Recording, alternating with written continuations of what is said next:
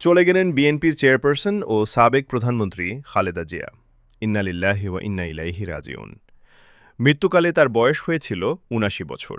আজ মঙ্গলবার ভোর ৬টায় ঢাকার এভারকেয়ার হাসপাতালে চিকিৎসাধীন অবস্থায় বাংলাদেশের নারী এই প্রধানমন্ত্রীর মৃত্যু হয়। এ তথ্য নিশ্চিত করেছেন তার ব্যক্তিগত চিকিৎসক অধ্যাপক এজেডএম জাহিদ হোসেন। এদিকে বিএনপির মিডিয়া সেলের ফেসবুক পেজে জানানো হয়, আমাদের সবার প্রিয় দেশনেত্রী বেগম খালেদা জিয়া আর আমাদের মাঝে নেই। আজ সকাল ৬টায় তিনি আমাদের ছেড়ে চলে গেছেন। খালেদা জিয়ার জানাজা আগামীকাল বুধবার রাজধানীর মানিক মিয়া অ্যাভিনিউতে হতে পারে বলে জানিয়েছেন দলের স্থায়ী কমিটির সদস্য সালাহউদ্দিন আহমেদ। গতকাল সন্ধ্যায় খালেদা জিয়ার চিকিৎসায় গঠিত মেডিকেল বোর্ডের সদস্য ড. জিয়াউল হক জানান, খালেদা জিয়ার অবস্থা খুবই ক্রিটিক্যাল। তিনি অনেকটা লাইফ সাপোর্টে আছেন।